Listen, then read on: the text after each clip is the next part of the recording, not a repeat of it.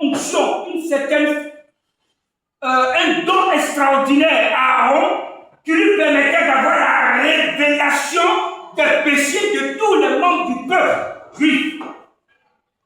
Quelqu'un comprend cela? C'est un mystère extraordinaire. Ça dit, lui, il est là, les gens ont péché chez eux à la maison, ils ont fait leurs choses. Aaron n'était pas avec eux. Mais Aaron réussit à savoir avoir la révélation de ces péchés-là et il confessait ça sur le bouc. Ensuite, il relâchait le bouc partait mourir avec les péchés. Aujourd'hui, quand tu te lèves et tu dis à un peuple de Dieu de confesser ses péchés, à toi, il y a un problème. Amen. Amen. Si tu es vraiment quelqu'un qui doit effacer le péché de quelqu'un, tu dois avoir la révélation de son péché comme Aaron. Alléluia.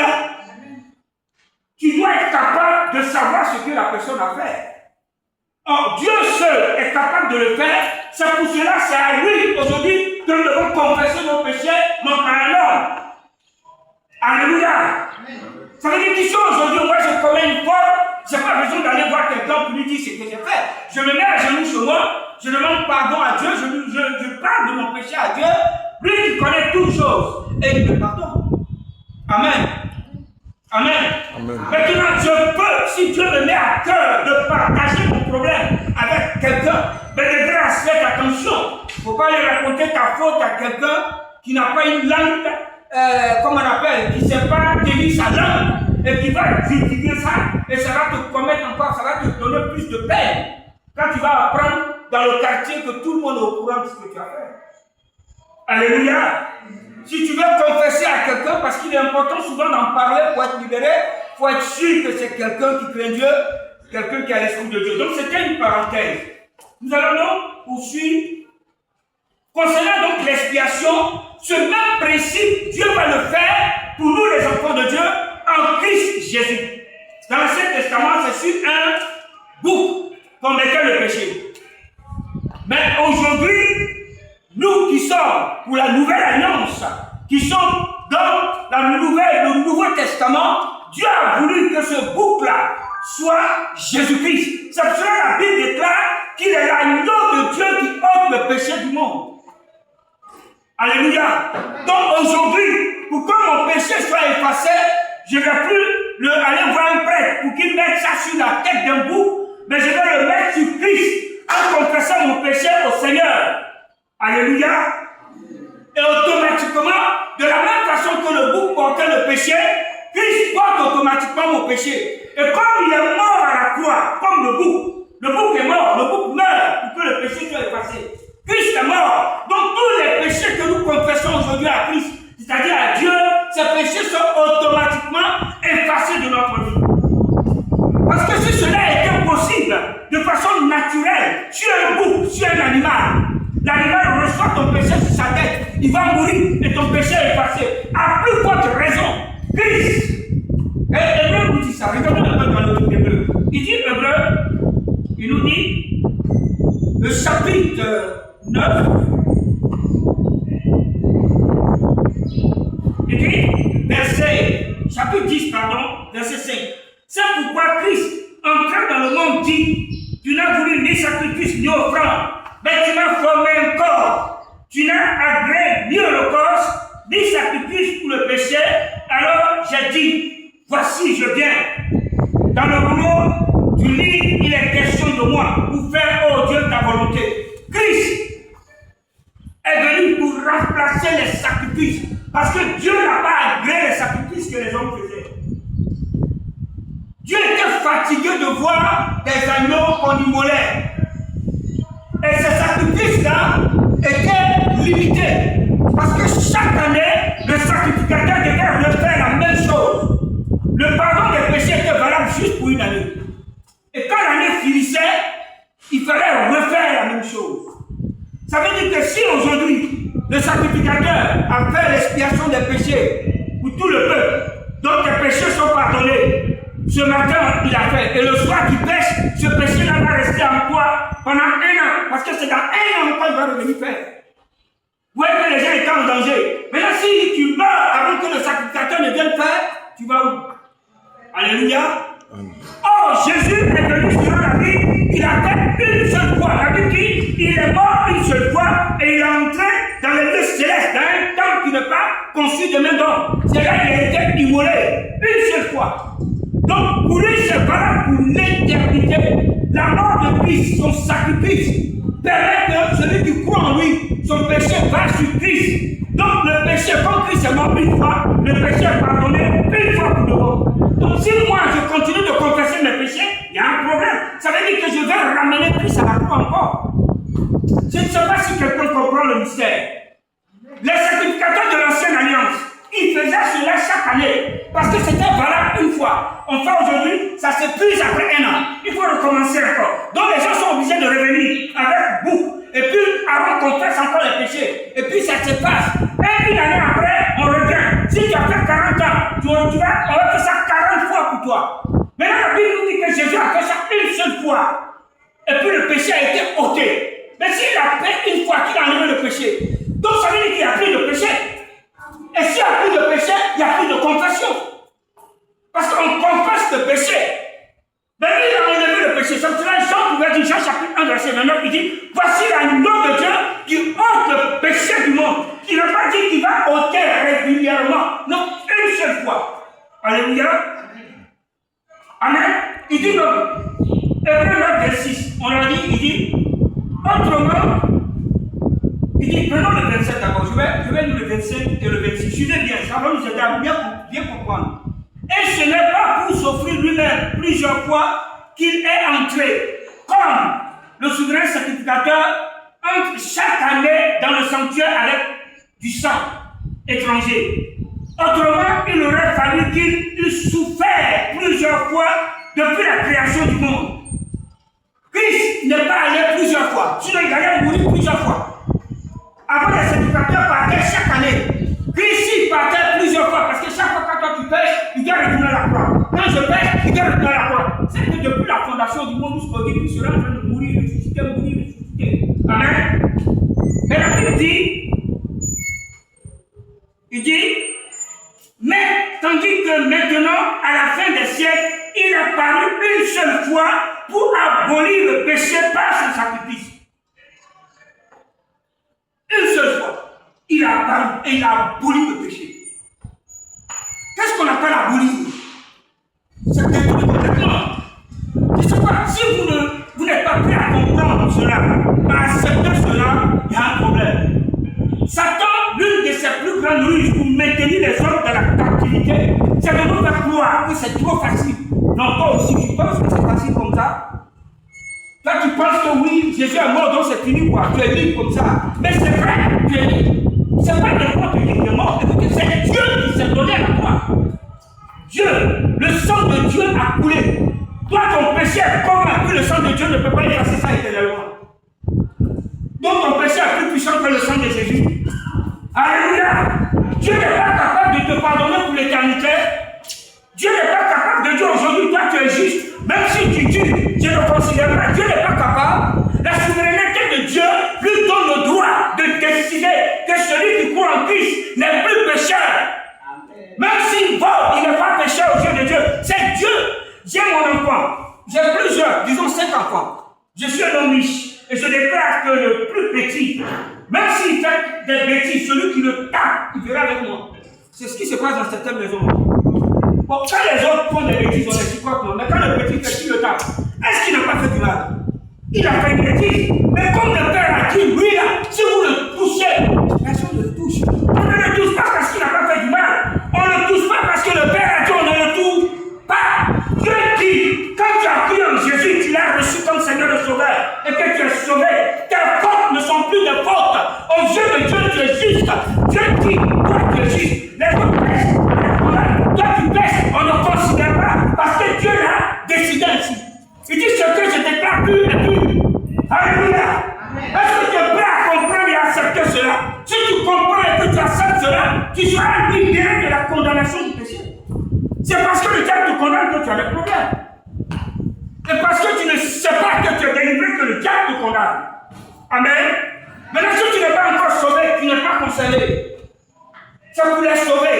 Mais si tu es sauvé, sache que Christ a payé le prix une fois pour toutes. Il a fait l'expiation des péchés. Par la substitution. C'est quoi se substituer? La Bible dit que l'agneau devait mourir. Le péché était mis sur l'agneau et il partait mourir. Et le peuple était délivré du péché. Et toi et moi, nous devions mourir pour aller en enfer à cause de notre péché. Christ vient, il prend ta place. Regardons dans une juridiction, quelqu'un a été arrêté pour meurtre. Il est condamné à mort. On doit maintenant prononcer la sentence. Si le juge prononce sa sentence contre lui, on va le prendre, l'amener peut-être dans une chambre à gaz pour le tuer. Et puis quelqu'un vient, il dit non, prenez ma place. Et le juge accepte. Qu'est-ce qui va se passer? On va tuer les deux? Répondez-moi. Non, on ne peut plus tuer les deux. L'homme Kouadio devait mourir. Et Christ est venu et dit tuez-moi à sa place. Kouadio devient quoi? Libre. Dieu nous a montré cet exemple dans les évangiles au temps du ministère terrestre de Jésus. Un homme nommé Barnabas devait mourir parce qu'il était un bandit. Il a fait beaucoup de crimes. Et pendant la fin de la Pâque, il se trouve que les Juifs ont droit à recevoir la délivrance d'un prisonnier. Au même instant, Jésus avait été arrêté. Il n'avait rien fait. Il était juste. On l'a arrêté injustement. Mais les Juifs disent tuer Jésus à la place de Barnabas. Quand Pilate a accepté, qu'est-ce qu'ils ont fait? Barnabas, qui était condamné à mort, a été libéré, n'est-ce pas? Vous connaissez l'histoire. Maintenant, pourquoi toi, aujourd'hui, la Bible te dit que Dieu a pris ta mort éternelle, ton péché, ton châtiment, ta souffrance, il a donné ça à Christ. Ésaïe 53 dit, par sa maîtrise, nous sommes guéris. Il a porté nos blessures, il a porté nos souffrances. Le châtiment qui repose sur lui nous donne la paix. Maintenant, toi, tu refuses de croire que comme Christ a pris, tu es libéré. Pourquoi? Pourquoi? Barnabas a été libéré parce que Jésus est mort à sa place. Mais la Bible dit que Jésus est mort pour que toi tu n'ailles plus à l'enfer, pour que tu ne sois plus pécheur. Mais tu continues de te considérer pécheur. Tu aimes l'enfer. Alléluia. Retenons une bonne fois pour tout. Que Christ a pris notre place à la croix. 1. Pour que nous ne soyons plus considérés comme des pécheurs devant Dieu. 2. Pour que nous n'ayons plus à l'enfer. 3. Pour que nous ayons la vie éternelle. Amen. Amen. Si je crois que je suis sauvé, que j'ai ma place au paradis, je dois croire aussi que je n'ai plus de péché. Parce que c'est un bouquet. Ce n'est pas des choses en détail. C'est un bouquet. Dans le salut, il y a le pardon des péchés. Alléluia. Amen. Et à la vie éternelle. Donc, tu ne peux pas accepter la vie éternelle et puis continuer de croire que tu es pécheur. Il y a un problème. Amen. Soit c'est de l'ignorance, soit c'est parce que tu n'as pas encore reçu le salut. Donc, c'est pour cela, quand je dis que je ne suis pas un pécheur, tu peux être choqué, mais c'est la vérité. Celui qui m'a dit, qui m'a donné la vie éternelle, celui aussi qui m'a dit que je suis devenu saint. Il dit, il m'a sanctifié, il m'a justifié. Alléluia. Amen. Amen.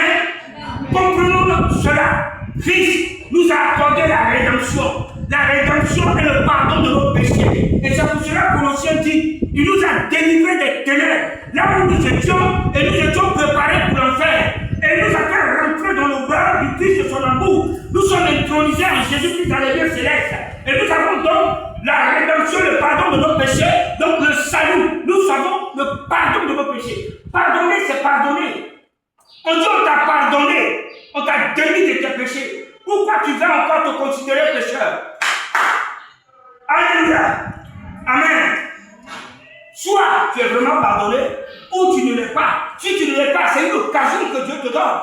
Par la grâce du Seigneur, je vais bénéficier de cela. Parce que Christ est mort à la croix pour tous, et pas seulement pour une personne. Nous allons voir une histoire dans la Bible, pour terminer. On va lire le livre de Genèse. On va voir l'histoire d'Abraham. C'est une histoire que j'aime bien. Genèse chapitre 22, versets 13 à 14. Voici un cas biblique qui va nous permettre de bien comprendre la substitution. La Bible dit, Genèse chapitre 22, versets 13 à 14, il est écrit, je lis la parole de Dieu. Abraham leva les yeux et vit derrière lui un bélier retenu dans un buisson par le corps. Et Abraham alla prendre les cornes. Et Abraham alla prendre le bélier, et l'offrir en holocauste à la place de son fils. Abraham donna à ce lieu le nom de Jéhovah Jireh. C'est pourquoi l'on dit aujourd'hui à la montagne de l'Éternel, il sera pourvu. Voici une histoire simple et merveilleuse. Nous connaissons tous Abraham, le père des patriarches, celui à qui Dieu a dit de tes reins, je ferai sortir une nation, la nation sainte, la nation d'Israël. On suit ici, s'il vous plaît, celui qui est fatigué, il se tient debout. Amen.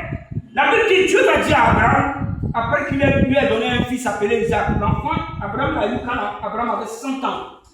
Et sa femme Sarah avait 90 ans. Elle était 2 fois ménopausée, elle était stérile. Mais à 90 ans, Dieu a accompli une promesse qu'il leur avait faite. Il avait dit, je donnerai un enfant venant de ta femme Sarah. Et il l'a fait. Maintenant, l'enfant a 12 ans. Dieu dit à Abraham, il faut me l'offrir en sacrifice. Ce n'est pas pour qu'il vienne prêcher l'évangile, pour qu'il meure. Faire de lui un mouton, tu le gorges pour moi, pour montrer que tu m'aimes. Amen. Abraham a pris Isaac. Aucun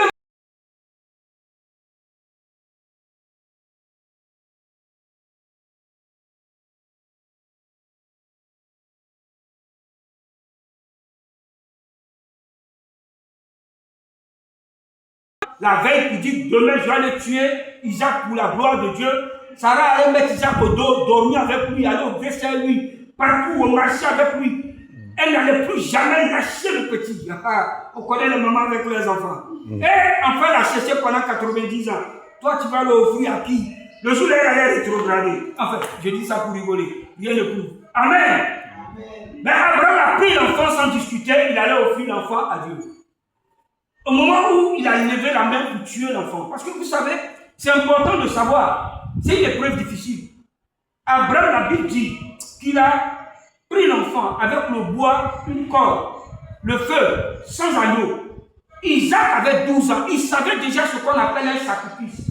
Abraham faisait déjà des sacrifices à Dieu. Il a entraîné, il a montré à son fils comment on offre un sacrifice à Dieu. Il les a formés. Même Ismaël, il a chassé, connaissait. C'est ce que les musulmans continuent de faire. Donc, Isaac regarde. Il voit le feu, bois, corde. Son papa dit on s'en va sacrifier à Dieu. Il ne voit pas agneau. Il est tranquille, il avance. Un moment, il demande à Dieu, à son papa, mais où est l'agneau? Son papa dit l'Éternel se pourvoira lui-même. Isaac savait déjà qu'il était l'agneau, mais il a continué le travail. Il avançait plutôt. Parce que Isaac aussi était un homme de foi. Vous savez, quand vous êtes né pour le salut, vous êtes prêt à tout pour Dieu. Vous êtes prêt à tout. Alléluia. Isaac a compris que c'était lui l'offrande. La preuve, quand ils sont arrivés sur la montagne, quand son père l'a attrapé pour l'attacher, Isaac dit à son père, attache bien.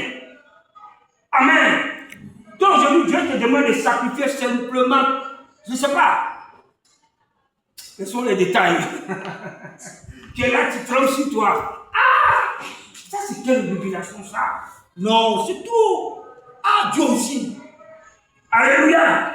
Mais voici que Abraham va décider d'offrir son fils. Mais Dieu va lui montrer ce qu'on appelle le fait de remplacer. Il lui montre un bélier dans un buisson, attaché par les cornes dans le buisson. Donc il remplace l'animal par Isaac. C'est exactement le principe de la substitution que Jésus-Christ nous a accordé. Alléluia. Jésus, Dieu savait qu'on devait mourir, sacrifier pour la faire. Et il prend Jésus, il donne Jésus en sacrifice à ta place, à ma place. Quand Abraham a pris le bélier, il a tué. Est-ce qu'il a tué Isaac aussi? Non, il est retourné avec Isaac à la maison. Maintenant, Jésus est mort pour toi et moi. Pourquoi toi, tu veux encore aller le faire? Dieu ne veut pas de sacrifice. Dieu ne prend pas plaisir à toi. Dieu t'offre à la croix ou bien un sacrifice. C'est cadeau. Dieu ne va pas te prendre. Mais comment tu peux t'offrir? C'est en vivant sans Christ. Ça, c'est sacrifice gratuit, c'est suicide. Excusez-moi de l'expression. Si tu n'as pas Christ dans ta vie, tu es un suicidaire. Tu vas aller en enfer pour bien. Parce que le seul sacrifice que Dieu a approuvé, agréé, c'est Christ. Et tous ceux qui ne reçoivent n'ont plus de droit de mourir. Ils ne sont plus candidats à la mort éternelle. Ils ne sont plus des pécheurs. La Bible dit, c'est l'âme qui pêche qui mourra. Maintenant, si tu n'es pas pécheur, c'est pour cela que tu ne meurs pas. Si tu crois que tu ne mourras pas pour l'enfer, que tu es au ciel, arrête de penser que tu es encore pécheur. J'ai dit souvent que la véritable délivrance se trouve par la parole de Dieu. Si nous arrivons à cette dimension de compréhension, on va arrêter de chasser les démons dans les églises. Parce que les démons n'auront plus de place dans la vie du peuple de Dieu.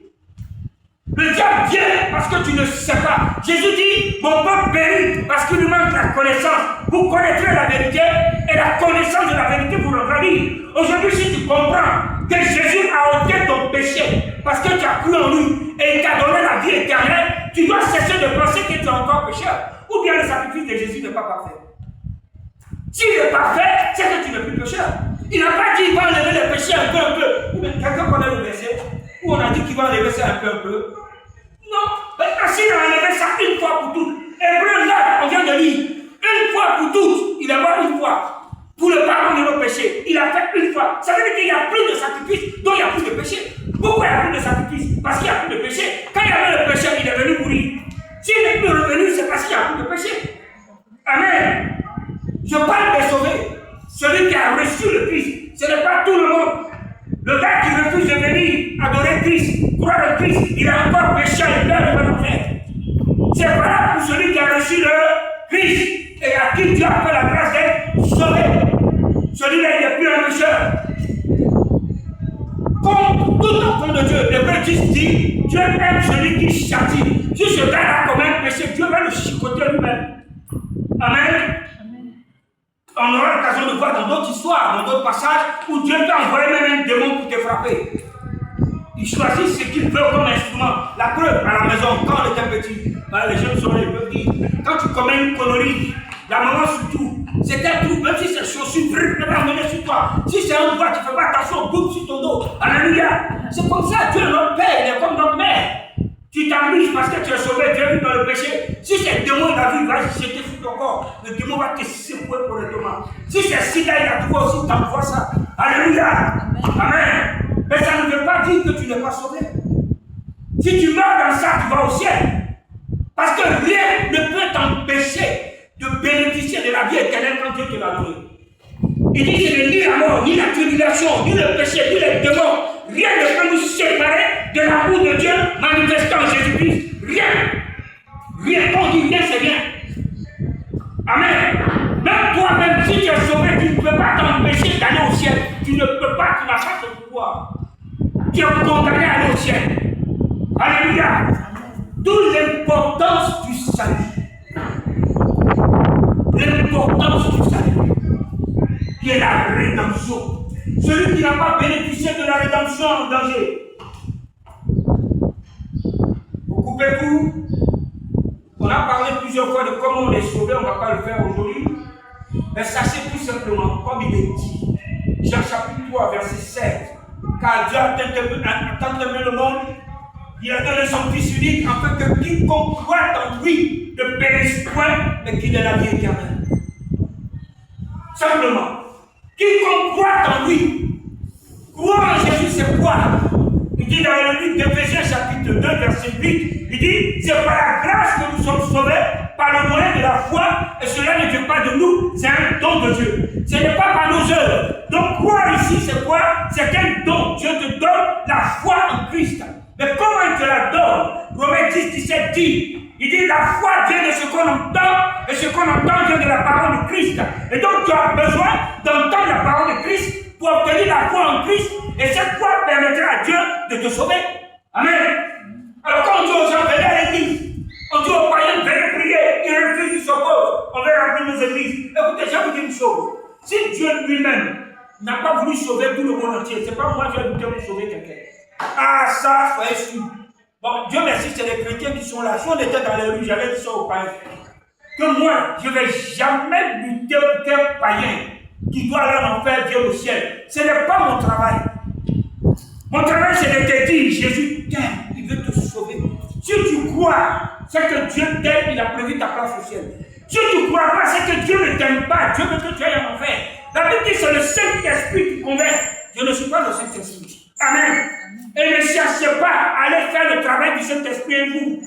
Vous prêchez la vérité. La personne croit, Dieu merci. Il refuse, revient. Il refuse, revient. Il te tape un bon jour. Il faut prendre ta route. Dieu ne veut pas nous sauver. Il faut laisser la terre comme ça.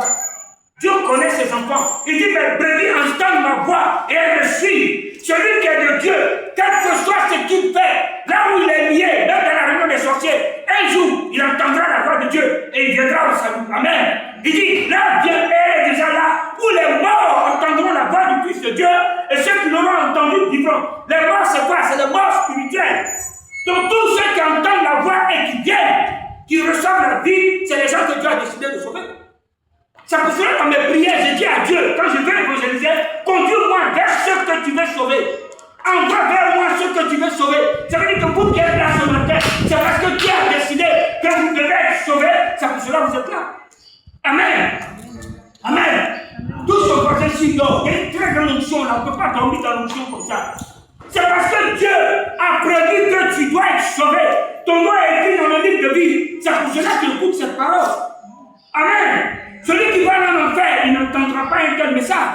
Il va, pourquoi? Parce qu'il va refuser d'écouter, de voir. Certains ne sauront même pas. Récemment, on est allé évangéliser une dame dans le quartier. Et pendant qu'on nous parlait de certaines choses concernant Jésus, j'étais avec la servante de Dieu. Elle m'a dit, Jean, il y a une chose, j'ai dit, elle n'a jamais entendu ça. C'est choquant, mais c'est la vérité. Je lui ai dit, mais tu as de la chance. Dieu t'aime. Parce que si tu n'avais pas entendu ça aujourd'hui, que tu mourrais demain, tu partais en enfer. Amen. Elle n'avait jamais entendu ça. Il y a des gens comme ça qui n'ont jamais entendu cet évangile-là. Alléluia. Nous allons prier. Tu vas dire à Dieu, si tu es sauvé et que tu doutais encore de ta position en Christ, et que tu laissais Satan te tromper ou te condamner, que tu es pécheur, que si tu ne fais pas bien, tu vas en enfer. Qui peut faire bien même sur terre? Dis-moi un peu. Qui peut vivre un jour 24 heures sans péché? Lève ta main. Parmi les chrétiens, sauvés là. Qui peut faire 24 heures sans péché? Lève ta main s'il te plaît. Donc, ça veut dire que si le péché devait être un obstacle pour le ciel, Dieu n'avait pas sauvé quelqu'un. Mais Dieu dit on est sauvé. Ça veut dire que le péché n'a rien à voir avec notre salut. Amen. Amen. Amen. Si tu n'as pas encore reçu la grâce du salut, c'est le moment. Parle à Dieu. Dis-lui, Seigneur, fais-moi grâce. Accorde-moi ta miséricorde. Ouvre mon esprit et donne